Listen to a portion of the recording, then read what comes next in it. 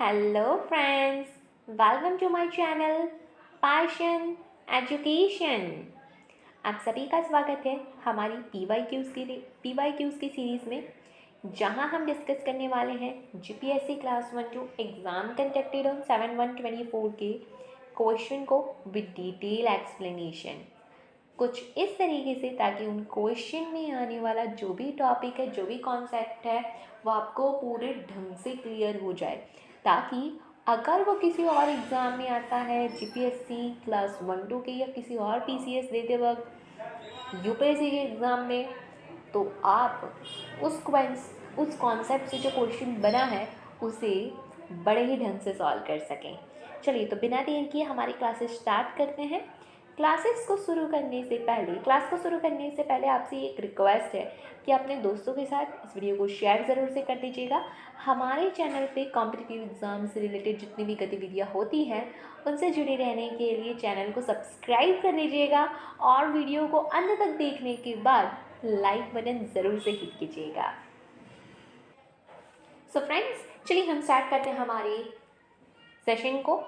Question number 51 से मैं वापस से ये चीज़ बता दूं कि आगे की जो क्वेश्चन है, यानी आप सोच रहे होंगे क्यों मैं 51 से ले रही हूँ, तो जो जितने भी भाई बंधु हमारे मित्र नए नए जुड़े हैं, पहली बार इस वीडियो को देख रहे हैं, तो इसके आगे के जो 50 के क्वेश्चंस हैं हमने पहले की वीडियोस में डिस्कस कर लिए हैं। आप हमारे चैनल पे जाइए, सब्सक्राइब बटन क्लिक करने के बाद जितनी भी वीडियोस है जीपीएससी क्लास 1-2 के पीवाईक्यूज़ को रिलेटेड, उन्हें देखिए, आपको वो बाकी के क्वेश्चन ज़रूर से मिल जाएंगे। सेकेंडली, ये पेपर 2 का हम सॉल्यूशन देख रहे हैं। चलिए बढ़ते हैं हमारे क्वेश्चन की तरफ। Question number 51, Kawal tiger reserve is located in Kerala, Telangana, Karnataka, Tamil Nadu.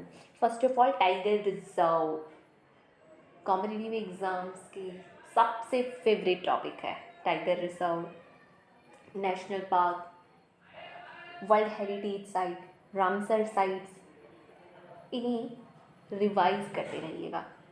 तो जिन्होंने भी टाइगर रिजर्व्स पढ़ के गए होंगे, लोकेशन पढ़ के गए होंगे, उन्होंने बड़े ही आराम से तेलंगाना पे टिक कर दिया होगा। So Kawal tiger reserve, it is located in north eastern part of Telangana state along the bank of river Godavari, forming part of Deccan Peninsula Central Highland, spanning over 2015 square kilometer. The reserve is nestled in Sahyadri mountain range. The government of India has declared Kawal Wildlife Sanctuary a tiger reserve in 2012. So to remember that it has been declared tiger reserve in 2012. It has a diverse habitat comprising dense forest, grasslands, open areas, rivers, streams, and water bodies. Question number 52, which of following is not a tributary of river Indus. इनमें से दी हुई कौन सी river Indus की tributary नहीं है। जल्दी जल्दी में है, हम देख लेते हैं। और वैसे भी अगर आप नॉट नहीं देखते तो आपसे ये क्वेश्चन सॉल्व ही नहीं होता, क्योंकि दी हुई एक के अलावा बाकी सब ट्रिब्यूटरी हैं, राइट। सो ये नॉट जब क्वेश्चन में आता है, मार्क करके रख लिया कीजिए। बीस रिवर, जास्कर, कामिंग, श्योक। तो करेक्ट ऑप्शन हो जाता है ऑप्शन नंबर सी। इसी के साथ साथ ये हमारे लिए पढ़ना ज़रूर हो जाता है कि रिवर इंडस के बारे में ये जानना हमारे लिए ज़रूरी हो जाता है कि हम रिवर इंडस के बारे में ढंग से पढ़ लें। Originating from Tibetan plateau and coursing through both India and Pakistan. So ये कौन से कंट्री से पास होते हुए जाता है, India and Pakistan, before ultimately discharging into Arabian sea. Do remember that ये कहाँ डिस्चार्ज होता है, अरेबियन सी के अंदर। Indus river system is mainstay of south Asian people in India Pakistan. Indus को लोकली क्या कहा जाता था, Sindhu, in the western most of the Himalayan river in India. इसका सोर्स देख लेते हैं, that lies in a glacier near Bokharchu, close to Lake Mansarovar, nestled with the Tibetan region's Kailas mountain range. In Tibet, locals refer to it as Sinki Khamban or Lion's Mouth. Eventually, the Indus empties into Arabian Sea, situated east of Karachi. Left bank tributary and right bank tributary, कुछ इस तरीके से मैंने दोनों ही चीज़ को divide कर लिया, क्योंकि कई बार एग्जाम्स में सिर्फ ट्रिब्यूटरी ही पूछते हैं, स्पेसिफाई कर देते हैं कि लेफ्ट बैंक ट्रिब्यूटरी कौन सी है, राइट बैंक ट्रिब्यूटरी कौन सी है। तब के लिए ये याद रखना, ये डिफ्रेंशिएट करना हमें याद होना चाहिए। तो left bank tributary of Indus encompass the Zanskar river, Suru, Jhelum, Chenab, Ravi, Beas Sutlej. And right bank tributaries की बात करें तो श्योक, गिलगित, हुंजा, स्वात, कुन्नर, कुराम, गोमाल, Kabul further augment the river's water volume as it progresses toward its destination. Coming toward question number 53, the factors that cause variation in insolation are: first, the transparency of atmosphere; second, the configuration of land in terms of its aspect; third, the length of day. अब इस question का correct answer tick करने के लिए, जैसे यहाँ पे पूछा गया है, ऐसे कौन से फैक्टर हैं जिसकी वजह से इंसोलेशन में वेरिएशन होता है, राइट। तो यहाँ पे फैक्टर्स के बारे में जानना या तुक्का लगाने के पहले आप सोचिए कि तुक्का भी लगा सकते हैं, बट कैसे, अगर जिन लोगों को इंसोलेशन का मतलब ही नहीं पता हो कि इंसोलेशन है क्या, ये टर्म क्या डिफाइन करता है, तो वो फैक्टर कैसे बता पाएंगे जिसकी वजह से इंसोलेशन में वेरिएशन हो जाता है। तो इस टॉपिक को आप जियोग्राफी या एनवायरनमेंट के सब्जेक्ट में मान सकते हैं कि आता है, और उस हिसाब से इसे देख सकते हैं। बट जो हमारी वीडियोस देख रहे हैं उन्हें तो जियोग्राफी एनवायरनमेंट की बुक उठाने की ज़रूरत नहीं है, क्योंकि हम इस टॉपिक को यहाँ ही डिस्कस कर लेंगे, वो भी इतने बेहतरीन तरीके से कि आपको इंसोलेशन टर्म बहुत अच्छे से पता चल जाएगा और फैक्टर्स को रटना नहीं पड़ेगा। अगर ऑप्शंस किधर इधर उधर भी हो जाते हैं ना, तब भी आप बढ़िया से उसे टिक कर लेंगे। बिल्कुल देखिए, समझिए कॉन्सेप्ट को। अगर फिर भी कोई डाउट रह जाता है तो कमेंट कीजिएगा, और ना समझ आए ना तो वो भी ज़रूर बताइएगा। हाँ, चलिए देख लेते हैं insolation. The energy received by earth surface in a form of short wave is termed as incoming solar radiation और इंसोलेशन। तो पहली ही लाइन में मैंने आपको समझा दिया इंसोलेशन यानी क्या। Energy received by earth surface in form of short waves याद रखना है आपको। अर्थ सन के पास से जो सोलर रेडिएशन रिसीव करता है वो शॉर्ट वेव के फॉर्म में होता है, ठीक है, याद रखिएगा।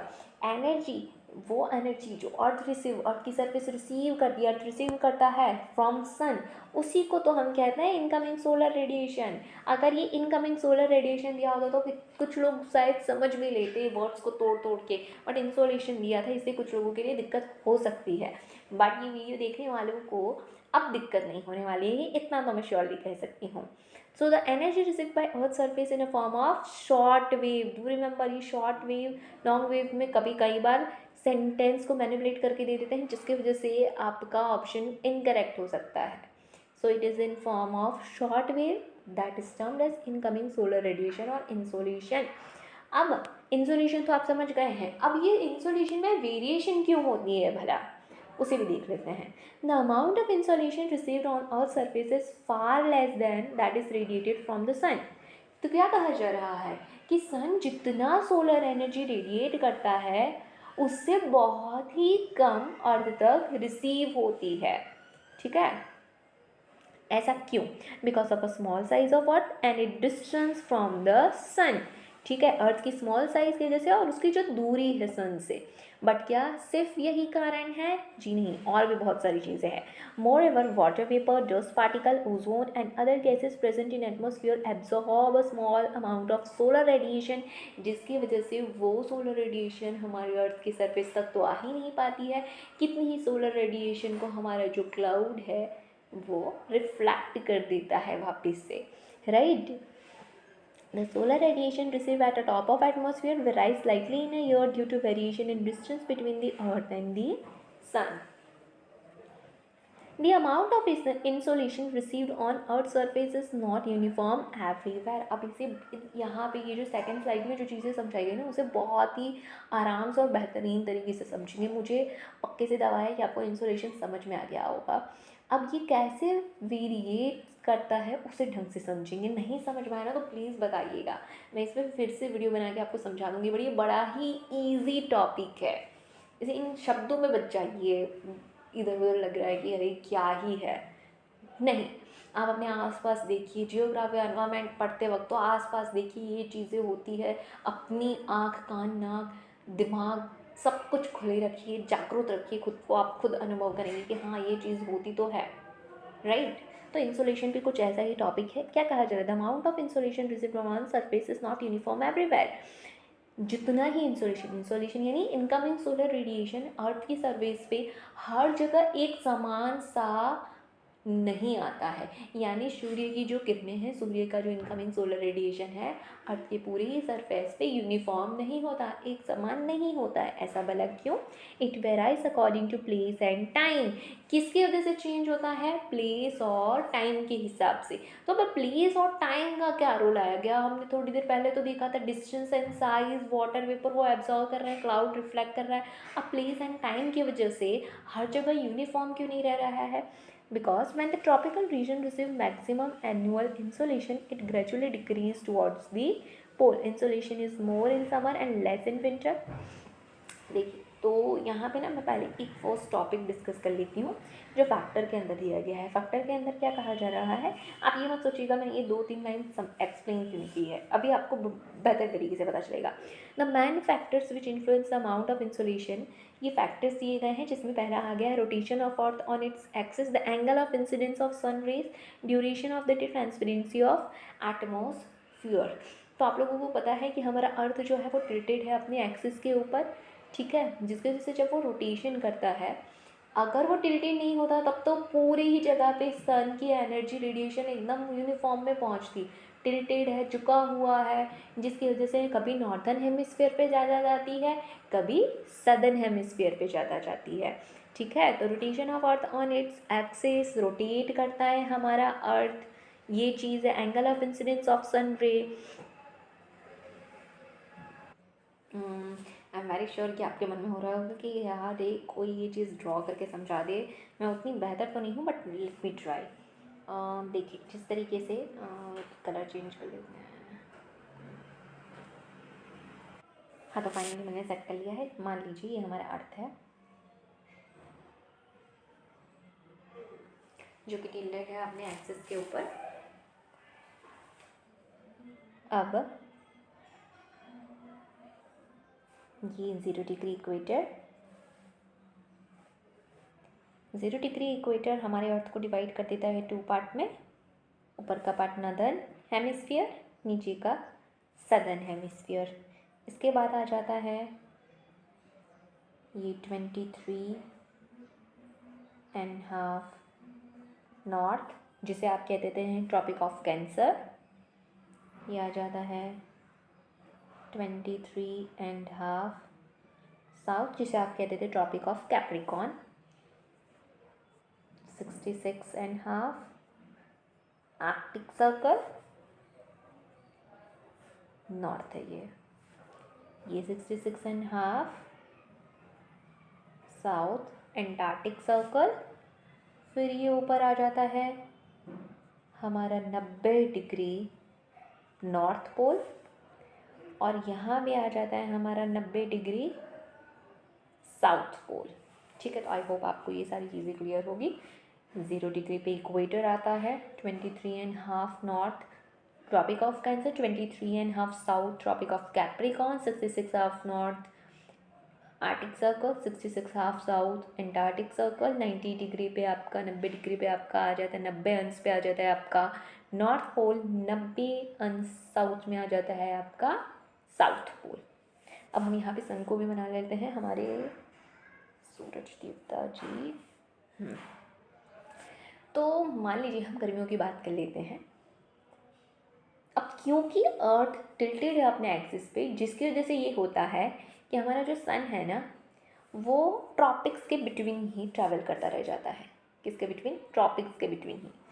यानी कभी ऐसा होगा वो 23.5 नॉर्थ पे है, साउथ पे है, इस तरीके से आगे पीछे होता जाएगा नॉर्थ एंड साउथ हेमिस्फीयर में, सदर्न हेमिस्फीयर में। ये देखा गया, यानी कभी ऐसा नहीं होगा कि वो पोल पे चला जाए। समझ गए आप सभी? तो अब होता क्या है इसकी वजह से, उसको समझते, उसे फैक्ट को समझते हैं हम। पहले मैं डिस्कस करूँगी नदर्न हेमिस्फीयर में। देखिए ये क्या हो गया, ये हमारा सन है, सूरज भगवान जी हमारे। अब ये जब यहाँ है 23.5 नॉर्थ पे, पहले तो आपने याद रख लिया है कि सन की जो रेस है ना अर्थ के ऊपर बिटवीन द ट्रॉपिक्स में ही स्ट्रेट पड़ती है, वरना हर जगह इंक्लाइन फॉर्म में पड़ने लगती है, चाहे आप पोल्स की बात कर लें या सर्कल्स हमारे जो दोनों हैं उनकी बात कर लें। क्यों? क्योंकि हमारा जो सन है इक्वेटर पे होगा, नॉर्थ टॉपिक ऑफ कैंसर पे होगा और टॉपिक ऑफ कैप्रिकॉन में होगा। ये थोड़ा और ज़्यादा डिटेल में हमें समझना होगा। इस वीडियो को शॉर्ट करने के लिए मैं फटाफट से इन चीज़ों को ही समझा देती हूँ। तो अगर ये सन 23.5 नॉर्थ यानी टॉपिक ऑफ कैंसर पे है, तो ये रही सन की डायरेक्ट रेस पड़ रही। अब जहाँ भी ये रेस पड़ रही होगी वहाँ इंसोलेशन ज़्यादा होगा, डायरेक्ट पड़ रही है। ये देखिए यहाँ सदर्न हेमिस्फीयर पे ही कैसे हो रही है, इंक्लाइन है ना, स्लैंटिंग रेस है ये। समझ में आ रहा है ना आप सभी को, स्लैंटिंग रेस है। दोपहर में सूरज के नीचे खड़े रहिए आप, फिर अपने सिर को छूइए, बहुत ही ज़्यादा गर्म तवे की तरह आपको गर्म दिखेगा। सुबह सुबह ऐसा नहीं होगा, स्लैंटिंग रेज आ रही होती है मॉर्निंग में। दोपहर के टाइम में, नून के टाइम पे एकदम डायरेक्ट सन आपके सिर पे होगा, आपको बहुत ज़्यादा गर्म लगेगा। राइट, कुछ ऐसा ही चीज़ होता है। यहाँ पे भी समझा रही हूँ, जब ट्रॉपिक ऑफ कैंसर पे होता है सन, डायरेक्ट रेज आती है, यानी more insolation is received by the tropic of cancer. जो इधर है, जितनी कंट्रीज, जितने रीजन यहाँ पे आ जाएंगे, उनको उस टाइम पे ज़्यादा सोलर रेडिएशन रिसीव होगी in comparison to southern hemisphere, और हमारे पोल्स तो बेचारे बचे ही रह जाते हैं। ऐसा ही केस मैं डिस्कस कर लेती हूँ सदर्न हेमिस्फीयर के साथ में।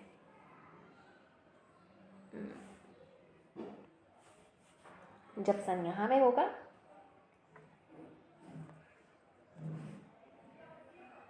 (23.5 degree south tropic of Capricorn पे, अब इसकी डायरेक्ट एक यहाँ जाएगी, तो जितने भी रीजन इधर हैं वो डायरेक्ट सन रेज पाएंगे और यहाँ पे स्लैंटिंग जाएगी।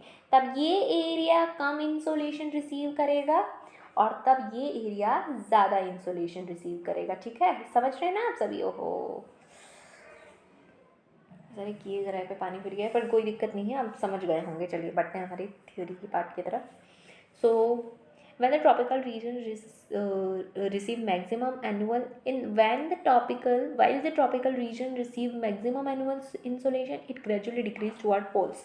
ये स्टेटमेंट क्या कहना चाहता है, इसका मतलब मैंने आपको अभी थोड़ी देर पहले समझाया कि ट्रॉपिक्स रीजन ज़्यादा सोलर रेडिएशन रिसीव करेंगे पोल्स के कंपैरिजन में, और insolation is more in summer and less in winter. Obviously ये चीज़ तो आपको पता ही होगी। सो ये किस फैक्टर्स पे है, rotation of earth, angle of incidence of sun rays. अब भी हमने समझा कि किस तरीके से angle of sun rays incidence, duration of day. अगर दिन ज़्यादा बड़ा होता है तो ऑब्वियसली ये तो समझने वाली बात है कि सोलर रेडिएशन हमें ज़्यादा मिलेगी। जिस टाइम पे दिन छोटा होता है यानी विंटर के टाइम पे, तो उस टाइम पे सोलर रेडिएशन इंसोलेशन कम रिसीव होगी।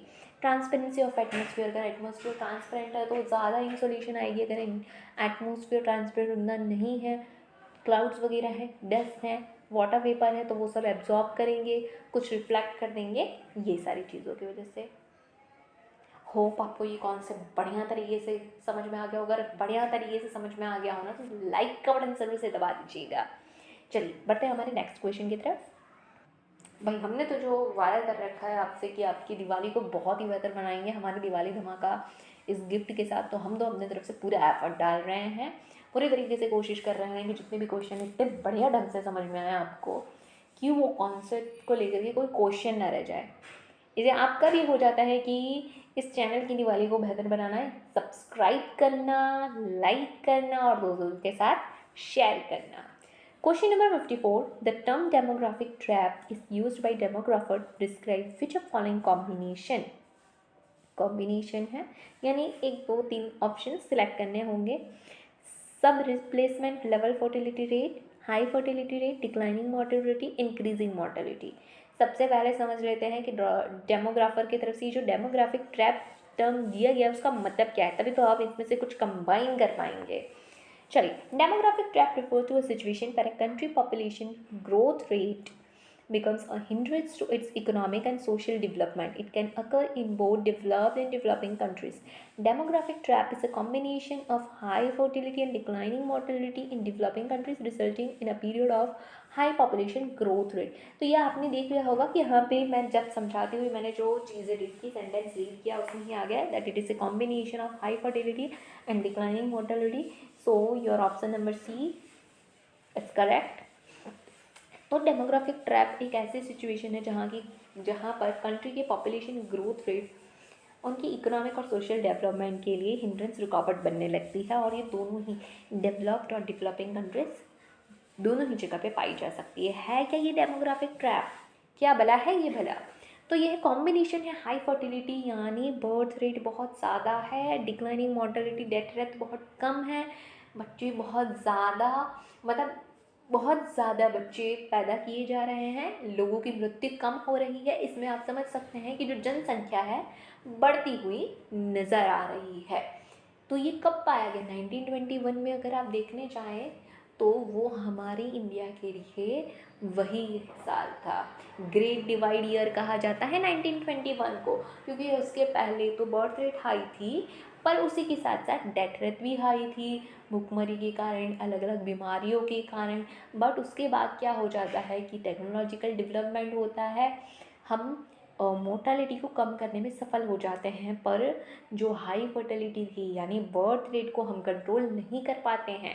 तो इस वजह से बर्थ रेट तो बढ़ रहा है अपने धुन में, बट मोर्टालिटी, डेथ रेट कम हो चुका है, जिसकी वजह से जो जनसंख्या है वो बढ़ जाती है कुछ कुछ इस हद तक कि वो उसी कंट्री के इकोनॉमिक और सोशल डेवलपमेंट में हिंड्रेंस पैदा करने लगती है, रुकावट पैदा करने लगती है, resulting in a period of high population growth. And one of the significant outcome of the demographic trap is explosive population growth. Hope this concept is clear to you. Question number 55. While picking name for cyclone, countries need to follow some rule. Which of following are guidelines adopted while naming cyclone? दिए गए statement है जिसमें से आपका option C correct हो जाता है। Sir first statement कह रहा है the propose name should be neutral to religious believe and culture, जी ठीक है। The maximum length of name will be 5 letter, इसके लिए तो समझना पड़ेगा। The third is the name should be new and will not be repeated. Of course ये चीज़ तो होनी चाहिए, वरना बार बार अलग साइक्लोन आते जा रहे हैं और सबका नाम एक जैसा रखा गया तो कन्फ्यूज़ हो जाएगा, कन्फ्यूज आ जाएगा हमारा दिमाग, है ना। तो यहाँ पे नेमिंग प्रोसेस होती किस तरीके से और क्या कंडीशन है इन तीन के अलावा, उसको भी हम समझ लेते हैं। अब जब ये वीडियो अपलोड करी जा रही है उसी टाइम में हमारी इंडिया का जो ईस्टर्न पार्ट है, ओडिशा वाला हिस्सा, वेस्ट बंगाल, तमिलनाडु वाला हिस्सा अफेक्ट हुआ है एक साइक्लोन से। कौन सा है वो साइक्लोन? डायना। जी हाँ, डायना साइक्लोन से अफेक्टेड हुआ है।